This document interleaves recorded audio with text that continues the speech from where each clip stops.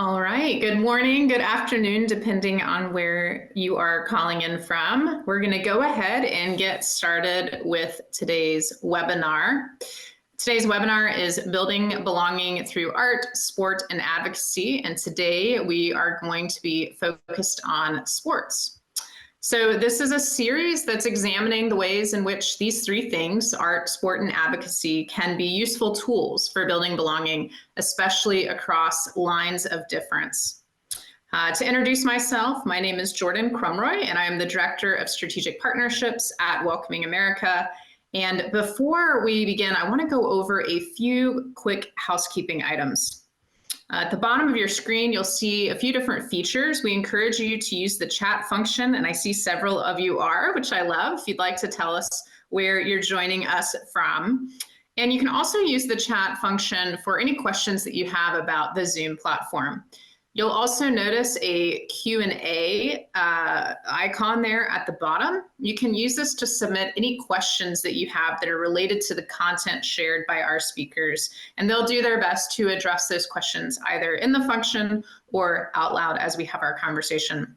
Today's webinar is 60 minutes long, and it is being recorded. So while we hope that you can stay with us, if you do need to leave a little bit early, you will receive the link to the full recording in just a few days.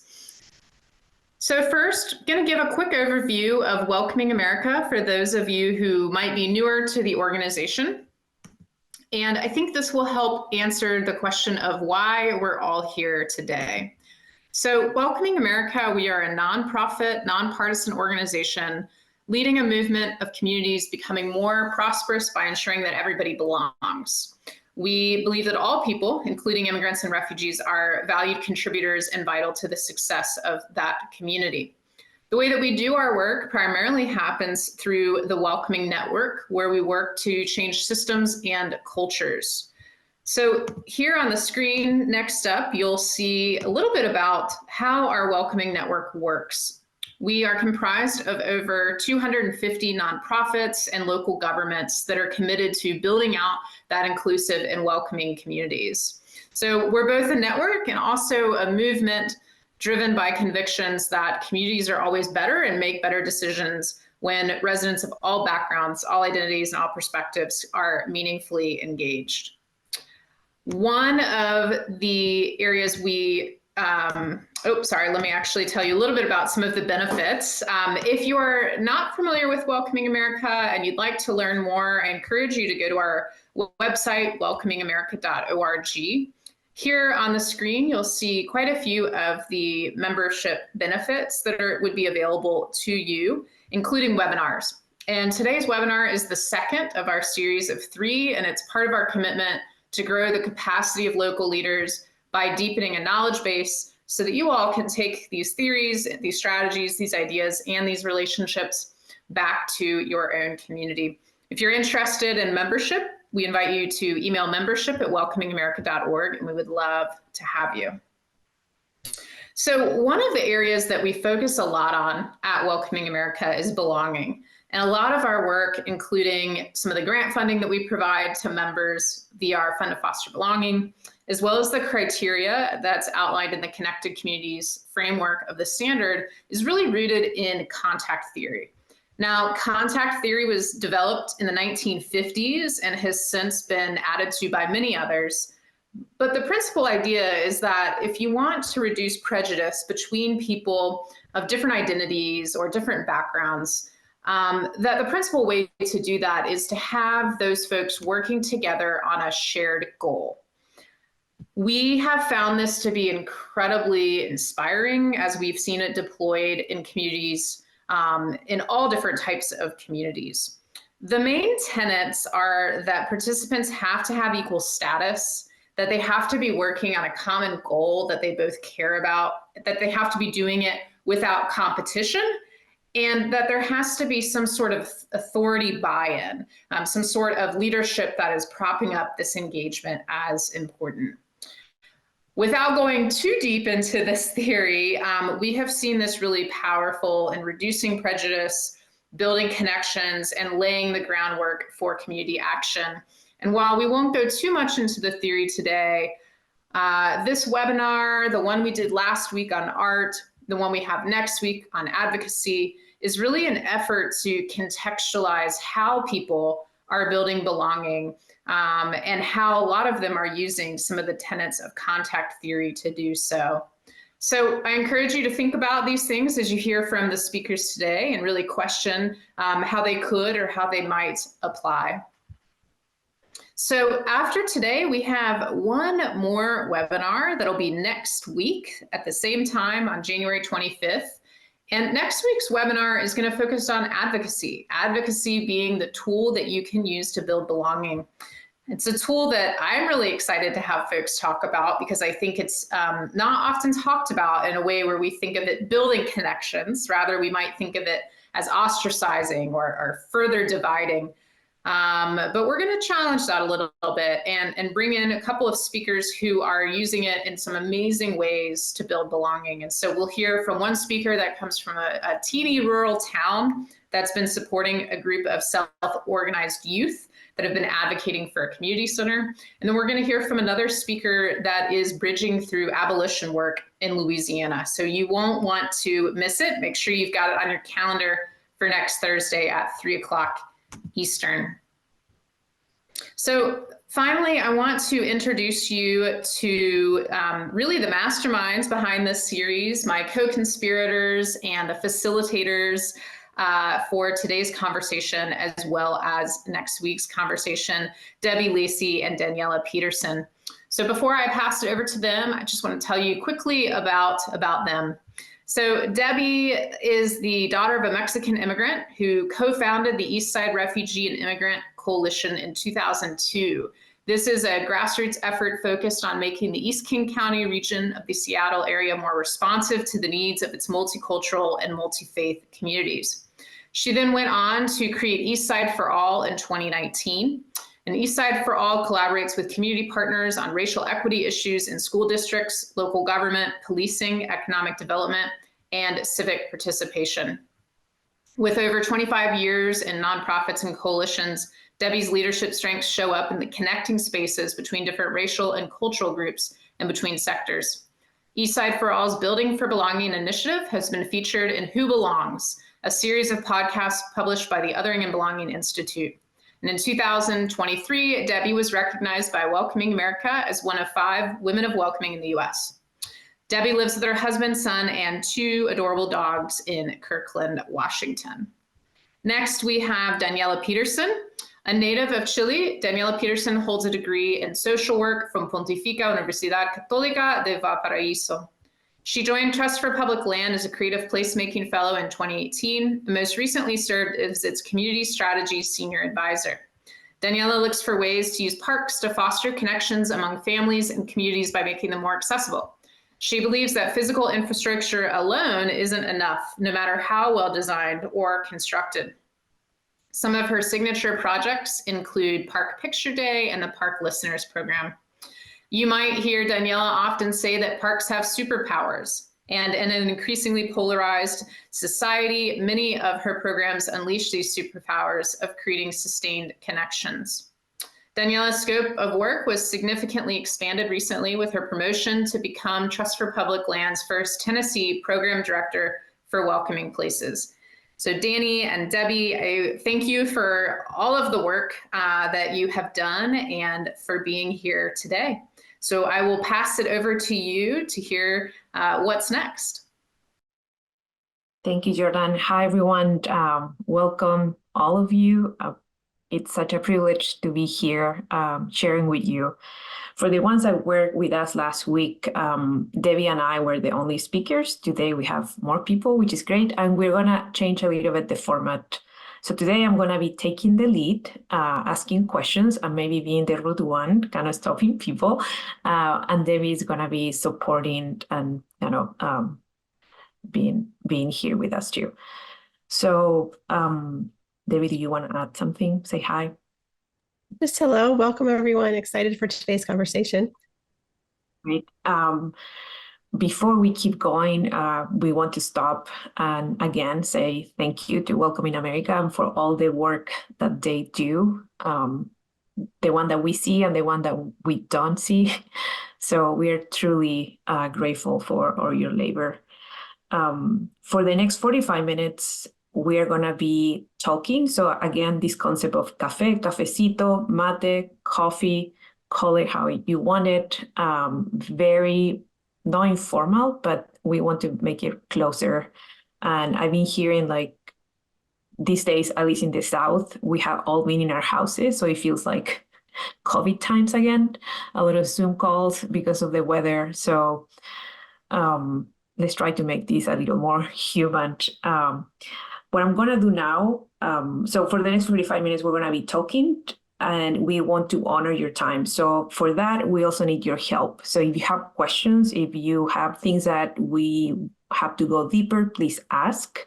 You're going to hear also different accents like mine. So if it's a word that you don't get, just ask. And I prefer that assume what I said. So I'm going to frame the conversation and then we're going to introduce our speakers, they're incredible. So for today, we are not going to change your life, but what we want is to spark something in the work that you do, spark a conversation, a thought.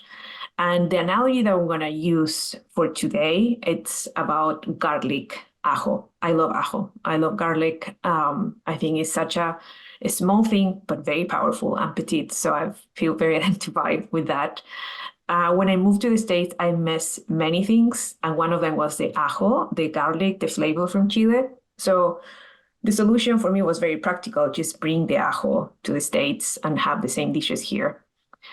But it wasn't that easy. And it's not that easy either. I learned that the garlic, even if I followed the same instruction, how they do in Chile, in my family, and if I do it here, it's not going to taste the same because garlic, the flavor, one of the things that depends is the soil. So the soil and the context, kind of like the environment where it is. So what I want you to do is to think your program as the garlic. We are not giving you a recipe because it's going to taste different wherever, depending the place that you are. But we're going to give you elements that maybe can add more flavor to what you're doing and maybe bring more questions. I hope this analogy helps. At least it does it for me. And then now thinking in what we're going to hear today, now you're clear that we are not giving a recipe. We're going to talk about local government and sports, which is a really interesting mix. And it's not something that is your first thought when you think about sports, and it's not your first thought when you think about local government. So what we want to try to create is to understand when we do this kind of work, sometimes what we do is just a program, and a program that really tries hard, but we don't think about the structures behind that program that we need to sustain what we do. So what are the structures out there that allow us to keep doing belonging work, welcoming work? And then the program, and I'm talking like that, and the rally that I do, where I live, I see a lot of one program that is the one we call it caballito de batalla, the horse that is always there pushing, but it's nothing else. So also a deep dive and understand more what do the programs need. So I'm going to stop here, stop talking, but please, if you have questions, just let it in. I have the honor to introduce Maya. Maya is original from a sheep and beef farm outside a small town, rural town in Eketahuna in New Zealand. Maya is a Maori, Ngati Rakawa, and a Ngati Kahu descent. This is New Zealand's indigenous people, and a Scottish and Irish heritage. Maya is a former Kiwi Fern, New Zealand Rugby League representative and qualified health and physical education teacher. Her current role is a national manager of welcoming clubs for Welcoming Australia. The initiative involves collaborating with sports organizations, council, and clubs to promote diversity and inclusion. So our sporting codes and clubs reflect the communities they aim to serve and support. Welcoming clubs offer planning, measurement, and reporting tools, training, and education, and directly delivers programs with an intersectional focus. Maya, welcome. Thank you for being here. Debbie, Yes, I can introduce Ricardo. Apologies. I am very happy to introduce Ricardo. Ricardo Gambetta is a dynamic and results-oriented professional with proven leadership and policy experiences in municipal, state, and the federal government. Ricardo is a recognized expert in the areas of immigration policy and international programs, and currently he serves as manager of international and immigrant affairs at the city of Aurora. Previously, Ricardo served as an immigrant integration manager at the National Immigration Forum, Director of Immigration Services and International Relations at the U.S. Committee of Refugees and Immigrants, and Director of Immigrant Integration at the National League of Cities, Washington, D.C. Lots of familiar names there that he's had a lot of impact with. Also, he served as policy advisor for the governor of Indiana, mayor's director of Latino and International Affairs at the city of Indianapolis, and television and radio news anchor in Indiana. Ricardo holds a bachelor's degree in sociology from Garcilaso University, Peru, and an honorary doctoral degree in public service from the Denver Institute of Urban Studies. Ricardo is the author of more than 25 policy reports and publications in the areas of immigrant integration and international programs. Welcome, Ricardo. Thank you, Debbie. So we're going to start kind of understanding what are the flavors or what is the soil where you're putting your garlic and what is like in the context. I think one thing that we never put much attention is ourselves or understand what are we doing, what we're doing. So we're going to start with that. And Ricardo, I would like to hear from you if you can share what do you do, why you do it, and why you keep doing it. That also is kind of like a follow-up question. Thank you, Daniela. Thank you so much to Welcome America for the invitation. I'm very pleased, very happy to be here today. Well, that is a great question. You know, actually, I ask this question myself all the time, why I continue working always in the space of immigrant integration and international programs.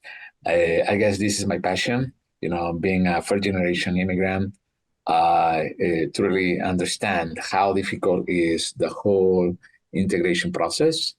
And being also on the other side, I understand how hard it is for any newcomer to fully integrate into the mainstream community. So I also believe that local governments play a key role in the whole integration process.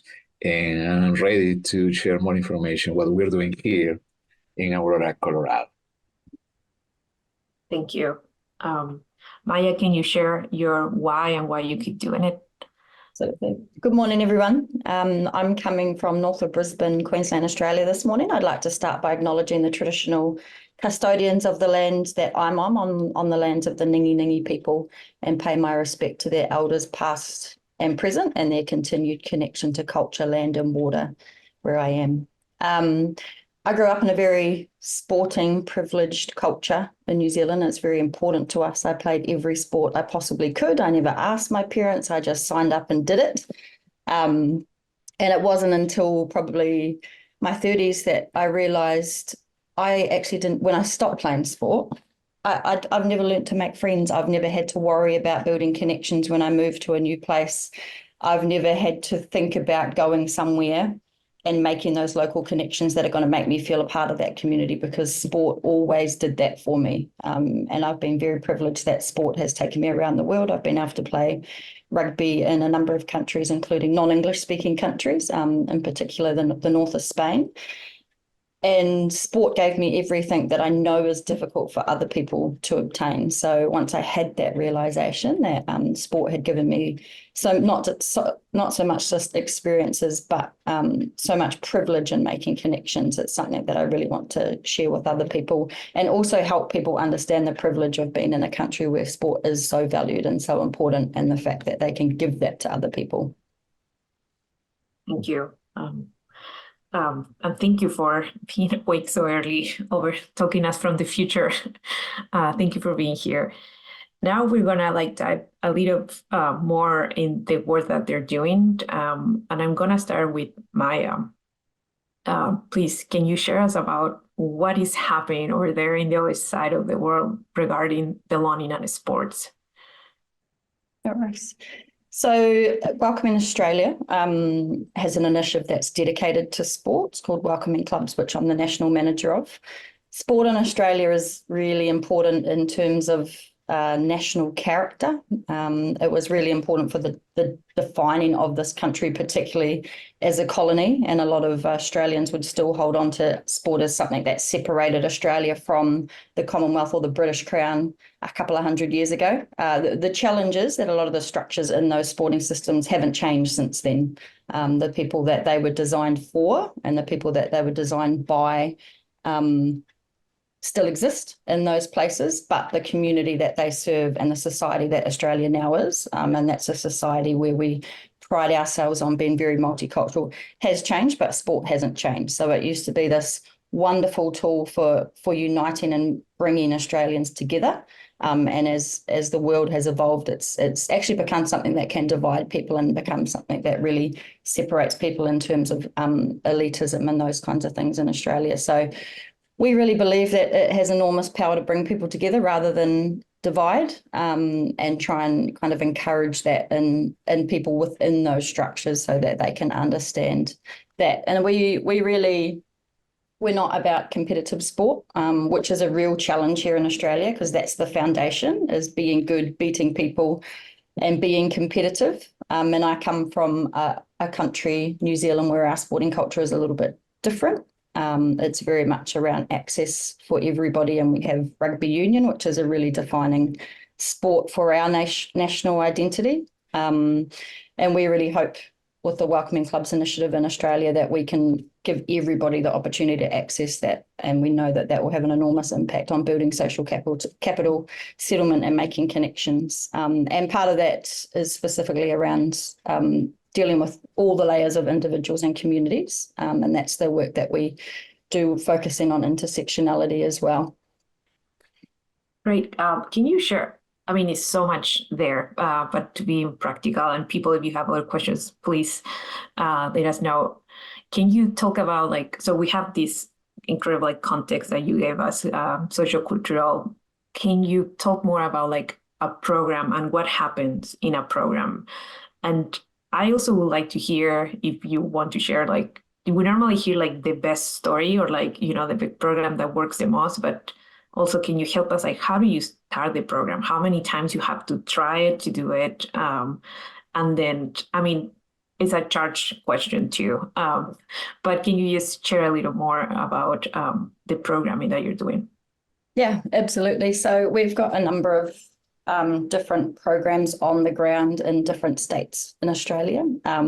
Sport in Australia is very state-based. So Queensland, what we call football or footy is rugby league. That's our main football.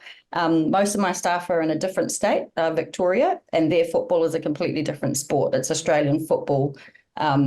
So we have a lot of different footies, and football or soccer is the one that everyone actually wants to play in the communities that we work with.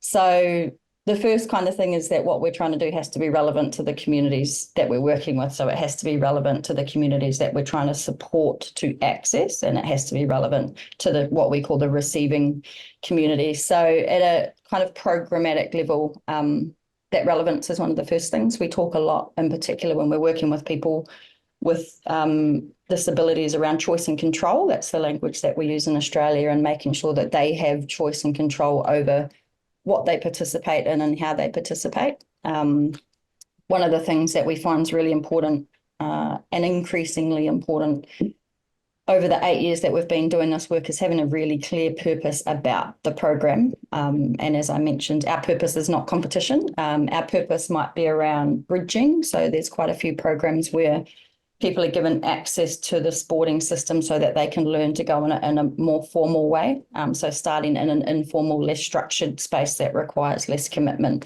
and then giving them the skills where they can go into a formal setting. We also have other programs that are purely about connection. We have other ones that are about physical activity and those kinds of things, but having a very clear purpose. And we've had failures or challenges in that space where we think that we've communicated the purpose really clearly and it's about social connection.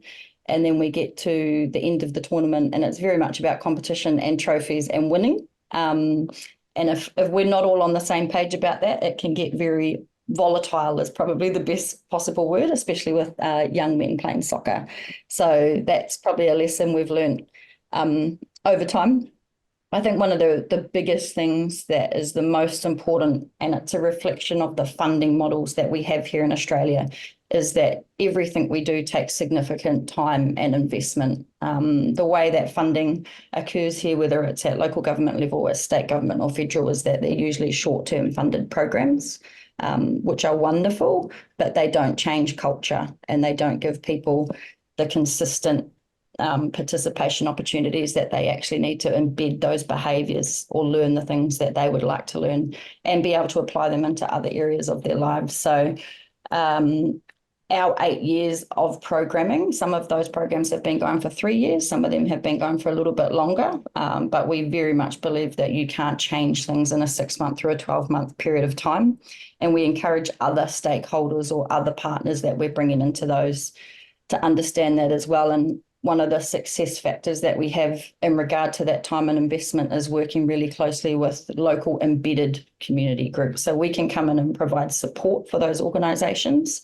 But at the end of the day, our role isn't to run that forever. It's to support community groups to build their capacity because they're going to be there forever. And that might be working with young people in the community. It might be working with community organisations. It might be increasing their coaching and administration skills. But that time and investment is really, really important. And we've actually seen examples where service providers usually will go in and run a really amazing, life-changing program for communities, and then they leave. And from our perspective, that can actually be more harmful than good because they've been given this really wonderful opportunity and then it's taken away from them.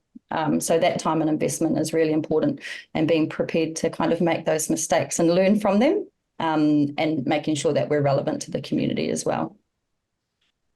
Oh, again, a lot of other questions that we could ask, but thank you for sharing. It's so beautiful how belonging allows us to have the same language, or like it's I don't know, it's very special to see, to learn what you're doing there and how similar things are. So thank you. Ricardo, please, could you share what is happening in Aurora from this local government perspective, and how are you working with the sports too? All right, great. Thanks. That was a great question. So to actually understand what we're doing in Aurora, I think it's very important to provide with a very quick general overview in terms of why we're doing this kind of work, right? So to understand that, I have to talk a little bit about our immigrant integration plan, because Aurora, I don't know if everybody's aware of this, we are a medium-sized city. We have over 400,000 people. We are next to Denver, very close to the Denver International Airport. But what makes the city very unique is that we are the most diverse city in the whole state of Colorado. So over 20% of our local residents are foreign-born. So another example, in our local public school system, we have students who speak more than 148 different languages. So this is the kind of demographics that we have in our city. So almost 10 years ago, local officials, they make a very important decision. How we can work together with all these international groups and communities just to ensure that everyone have equal access to city resources, programs, and services. So that is how we start working in the space of immigrant integration. Immigrant integration happens at the local level. So we spend several months doing a lot of research, because everything what we do is based on data and numbers. So we actually want to ensure that the local community, all residents across the city, have the opportunity to participate and be engaged in the creation, the development of this plan. So we conducted different focus groups in different language. Also, we have different interviews with the stakeholders. We have different community groups and conversations across the city, local churches, local business, community centers. And the beauty about the whole process was that this call for action was not just for our immigrant refugee community, this was for the whole city. So we strongly believe that what we're doing should be done by the community. So community play a very important role. And that means that all the residents and newcomers have to work together and try to identify, solutions to all the different issues that we face as a city, like any other city in America. So that is how, after several months, we were able to put together the plan. Now we're moving to the phase 2 of the plan. And in the plan, we cover more than 10 or 12 different areas, from economic development, community development, city services, public safety, sports, of course, have a whole section, arts, culture, and education, and things like that. So talking just about sports, we believe that it's an excellent tool that we can use, not just only to integrate newcomers into the mainstream community, but also as an important community tool where we can bring all different groups in all different communities around one specific project. So that is what the city has been doing for the last 8 years. We have, of course, like any other city in America, very limited resources. So funding is one of the issues all the time. But, funding is important, but it's not everything. I feel like if you present this study or this case like this is a community need, we need to take a more holistic, strategic approach. This is a community issue who have to be resolved by the community. So we engage the private sector, the business community, faith-based organizations, immigrant groups, local neighborhood associations. So everybody have an important role in trying to develop and design these programs. Of course, we work together with our Parks Department, who, by the way, when we arrived to the city almost 8 years ago, was not very diverse. So we just want to ensure that actually the labor force in the city represent the community where we live. So we have been working very hard to try to increase the diversity in our labor force here in the city, because that is important. You don't have people in the city who actually truly understand, cultural competent issues, diversity issues. Is no way that we can make progress and we cannot become more inclusive as a city. So everything what we do is around, of course, programs and policies to try to bridge the gap that we have. And when we start working in the space of human integration and also in the space of sports, we realize, for example, that, of course, sports are extremely popular in the United States, but the most important popular sports actually, 8 years ago or 9 years ago, were not very appealing to our immigrant and refugee community. So we realized that we have enough soccer fields in the city, for example. We have a lot of football fields and basketball fields and pools and things like that. So we need to educate newcomers about all the different services and programs that we have in the city.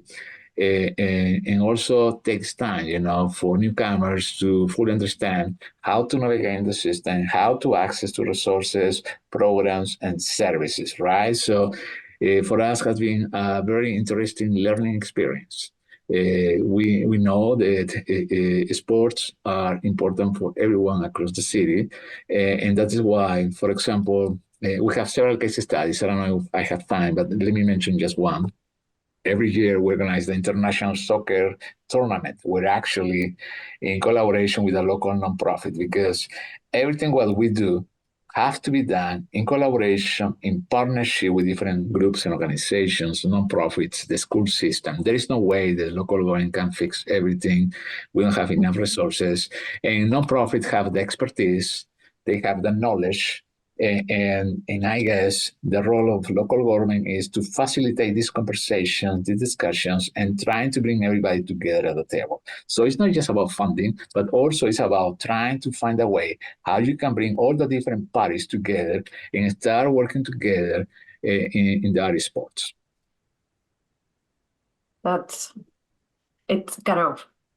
It's complex and not complex. So we have the plan, kind of the immigrant integration plan with all the areas, and then we have the sports. Can you talk more about what happened in the sports in specific? And when you talk about your work, it's like the word that comes more, or like in my mind, is like intersectionality. And when we were preparing the call, something that you told was like an event actually can show all of this, all that we are talking. So can you Sure. share more Sure, about sure. that? And actually, I know you have been talking about other issues as well in the last couple of weeks, and you will continue talking about the intersection, the interrelation between arts, advocacy, sports, and culture, for example, right? So this is something that we practice every day because we believe that this is part of our culture, our community. So one way, every time that we organize a sport events, doesn't matter, we're talking about a baseball tournament or basketball or soccer or football, whatever is the sport, always we have to bring the arts as a part of the mix. So we have performers on site. I know it sounds, probably a little weird for some people, but is that the way how we as a community celebrate, sports here in the city. So we have music, we have international food in many of these events, not all the time, but especially in the case of big events, big sports events, we try to celebrate the diversity in our city, and we celebrate in different ways. It's not just playing sports, but also at the same time trying different international food and trying to see different performers from different groups and organizations. I guess that is what makes our city very unique. We have a different flavor, and that is our most important asset, the diversity that we have. And it's something that we practice, something that we incorporate in any sport events or activity here in the city. So we strongly believe that we need to focus on everything what brings everybody together. So we are building communities. So we as a local government, we have a key role.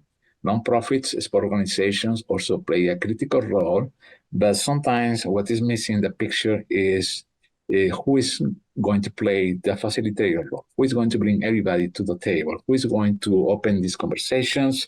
And I don't want to mislead anyone and tell everyone that everything is perfect. No, we face different issues, from the lack of soccer fields to the lack of enough funding.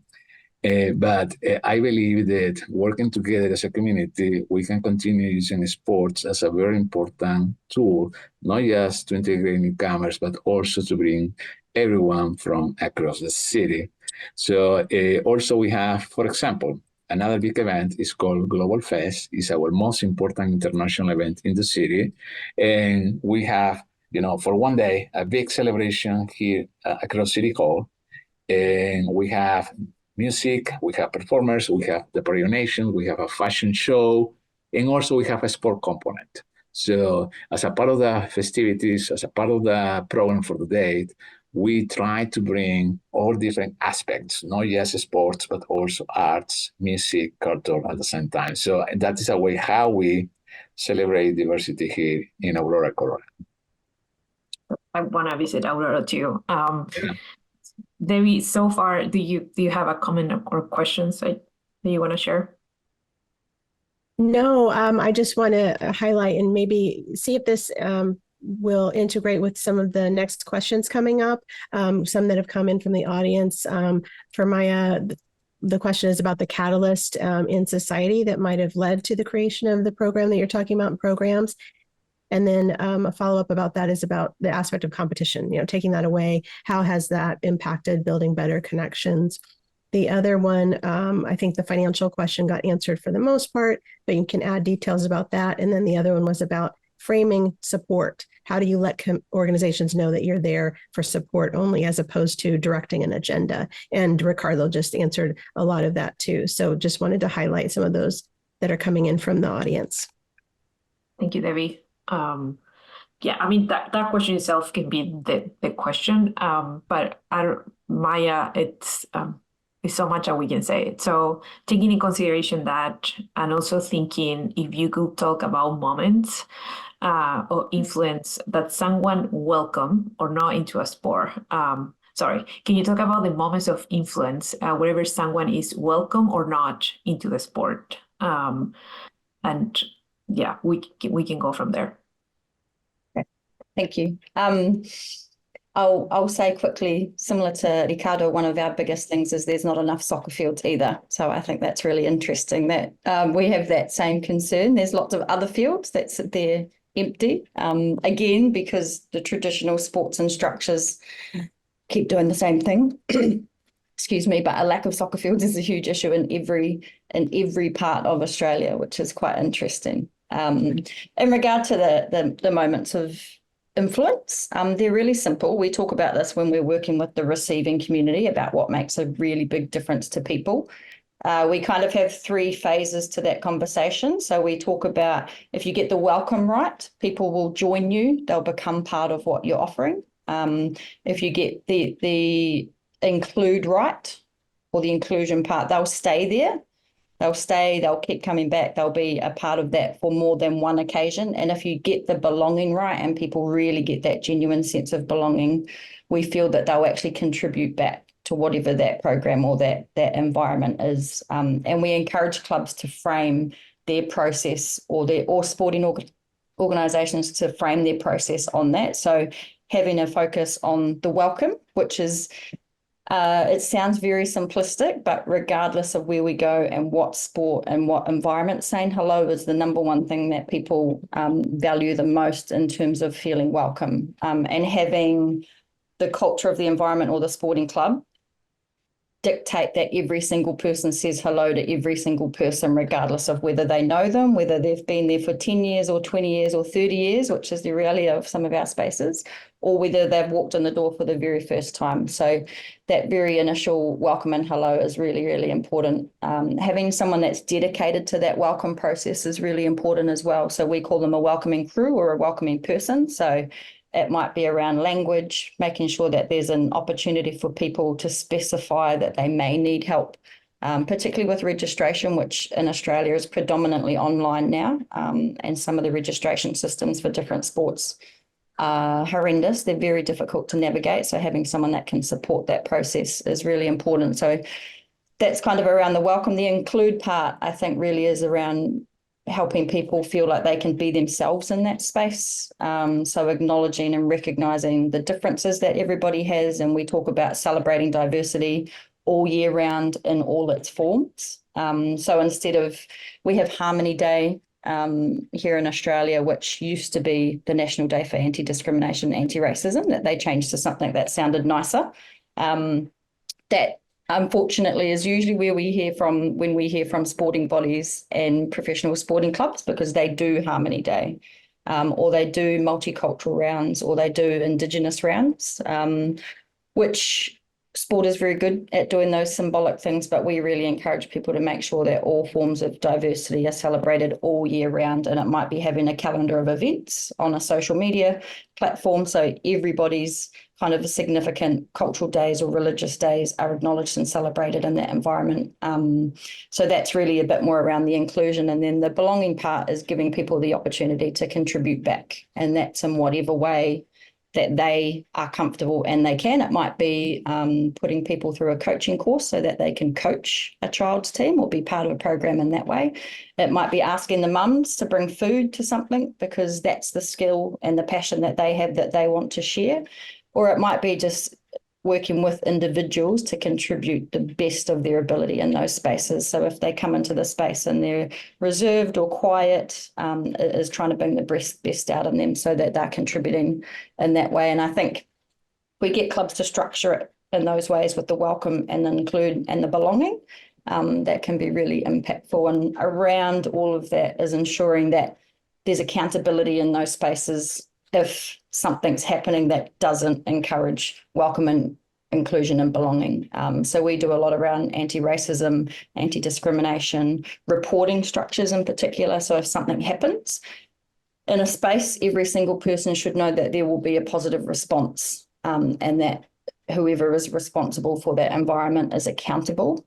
And we really encourage clubs or any organisation to make sure everybody in that environment knows that they can do something, and that's a specific training that we provide as well. And it might be just providing some direct support to the person who may have been on the receiving end of a negative or discriminatory comment, but it also might be around how they report that, what happens afterwards, or someone actually standing up and being direct to the perpetrator. So that accountability wraps around all of those other kind of interpersonal things.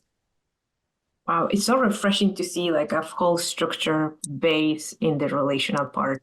How like everything is there to support the relationship that you do. In order to like know the passion of the person, you have to know the person in some level.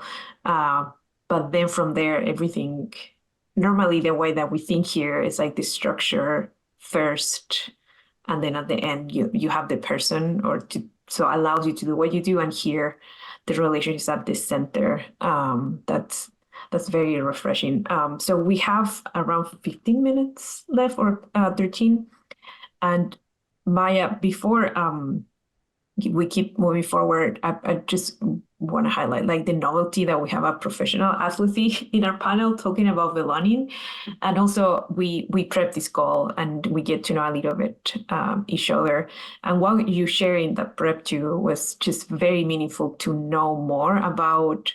And again, words, when we say sports, it has different value, and in different cultures, also in different like communities. Can you share more that kind of more cultural aspect of rugby in this kind of in this context, and how that change down there, like between New Zealand and Australia also, you're saying by region also change. So just share a little bit of that. Yeah, no problem. So in New Zealand, people may be familiar with the All Blacks, or our national rugby team. The thing that people usually recognise is the haka. That's kind of a really, probably the most commercial aspect of our national sport now. That's quite widely recognised. I think we're very fortunate being a small country, that it's easy to have a national sport that everybody has some form of connection to. There was never really any question growing up about what sport you supported. I think even people that don't like sport still support the All Blacks until quite recently. It is changing a little bit because of the diversity of New Zealand now. But I think one of the things that rugby in particular did in the early settlement days is it actually gave Māori or Indigenous New Zealanders an opportunity to participate in something that wasn't, or that was part of the colonial structure. So it was quite important in relationship building between the Commonwealth. It was probably one of the main things that gave Māori value in those early times, and made them be recognised as people. So there was sport, rugby in particular, but then there was also kind of World War I and World War II, and there were those things where Māori were actually seen as individual people rather than, a native population that were kind of over there doing that. So it has quite a lot of significance in that. It obviously gave a lot of non-Māori New Zealanders or settlers, which we call Pākehā, an opportunity to actually access Māori culture for the first time through things like the haka. And through things like the national anthem, which we do in both Māori and in English. And I think that was quite important as well, building the bridges between those cultures. And the difference coming to Australia, rugby union is not the main sport here. It's a minority sport, but then we have rugby league. And the culture of rugby league, it actually comes from England, but it was a working class sport that was developed to resist rugby union, which it was an elitist private school sport in Great Britain at colonial times. So I think what's interesting in that is what we spoke about in the prep call is we quite often take these sports, but we don't take the culture that comes with them. And that can be a challenge in some environments that we work with. And I think one of the challenges with soccer in particular, because that is so important with the communities that we work with here, is soccer in Australia was the very first nationwide professional sport. Or formal sport, I should say, and it was actually entirely formed by migrant groups that brought soccer to Australia. So the history of soccer clubs in Australia is founded on migrant groups. We have the Olympic group was Olympic clubs that were founded by the Greek communities. We've got Macedonian communities, Croatian, Serbian, and all those kinds of things. And the culture of that as the foundation of a sport is actually something that can be a challenge, because we're directly potentially setting people up to compete based on how they identify or their national identity in that space. So in some regards, taking the culture of the sport can be a really positive thing because of the value that it adds to that community building. And then in other spaces, it can be quite a challenge to not take all of those cultural aspects if we're trying to use the sport to build community, which is something that we've done a lot with different communities here. And that's the difficult part when you take competition out of it. But the valuable part when you take competition out of it as well. Wow, the thing that I think the most is like as an act of rebellion, kind of how, like when you play, like the significance of it, and kind of like the spiritual aspect too, like for the Maori people to start. For the people that are not familiar with the haka, I really encourage you to look it online. It's truly something that you need to see and feel.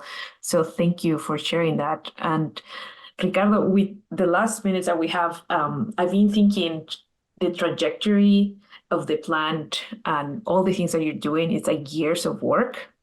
And I know this is like a tricky question and an unfair question, but what is the thing all through these years that it's the ingredient that you think we can miss, or something that we need to always take in consideration if we want to keep moving forward?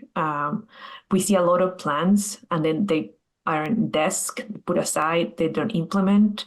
But I really want to admire and respect like that the plan is being implemented and also change with time. So can you just share? I know this is unfair to pick one thing, and I hope it. I mean, I wish I was just one thing, but something that you can share with us. Well, that is another great question. Actually, we realize, after years, that it's so critical, so important to engage the local community from day one. I mean, sometimes we, as a government, we made the mistake. We assume that we know everything, and we start putting, together different plans. We develop, initiatives who actually are different that the needs that actually are identified by members of the community. So my number one recommendation is try to engage local leaders from different groups and different organizations, from the business community, faith-based leaders, neighborhood associations, different people from different scope of life from the city, and try to engage them in the process. Because I feel like they're the ones who have the best answers for many of our issues that we face as a city. And also, I think it's very important that we listen to our community.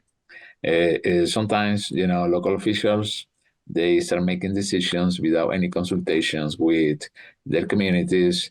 And then is where we start having some problems, because actually they need to be part of the making decision process, right? We have a small funding, and I feel like have to be spent in the way like the community wanted. So if we have extra funding, I think the community have to participate and offer feedback and input how they want the resources to be used.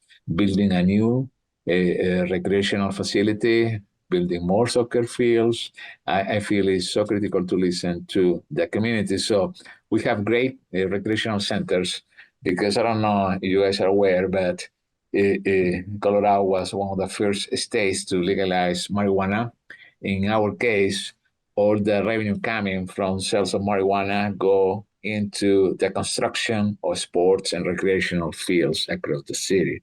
So even when the revenue continued to decline for different reasons, probably that would be another reason for another topic for another webinar. But today, I can tell you that the community was part of that process, and they are so happy that the revenue coming is using in the construction and development of beautiful sport facilities across the city. So my number one recommendation will be to deal with the funding issue or the language issue as well. I feel like what we do is try to ensure that we share resources and information in different language, for example, try to reach different demographic groups across the city. So try to listen to the community. That would be my number one recommendation. Thank you. What a better way to end this. I want to thank you, Ricardo Gambetta, Maya, Tua Davison, to being here with us. And who knew that it's perfect to connect with the next one, thinking about sports, also like an advocacy tool, how the majority people did it and they keep doing it, and how that is connected to like we have to keep listening to what our communities are saying. Debbie, also thank you for being here. If something that you want to add, or we just give it back to Jordan. Yeah, I'm just acknowledging that there's a lot of questions. This happens in our webinars where, especially like towards the last third, there's like lots of questions that come in. So we certainly apologize for not being able to get to them all. I believe Maya answered a question in the Q&A, so thank you for that. And there's some very, I think we can learn a lot by the questions that are coming up, and we can all learn from others, and hopefully these can be integrated in some future webinars. But I think at this time we can turn it back to Jordan. Daniela, thank you. You brought some great questions to this conversation, and thank you, Ricardo and Maya. Thank you. Yes, echoing the thanks all the way around. Just lastly, I want to remind you all that we've recorded this webinar, so you'll get that in just a few days. If you have any questions or you'd like to learn more about Welcoming America, be sure to email us at membership@welcomingamerica.org or events@welcomingamerica.org. And otherwise, we look forward to keeping in touch with you on our social media channels. And lastly, seeing you next week, Thursday at 3 p.m. Eastern again for our final webinar in the series that'll be focused on advocacy. So thanks so much, everybody, and have a great rest of your day.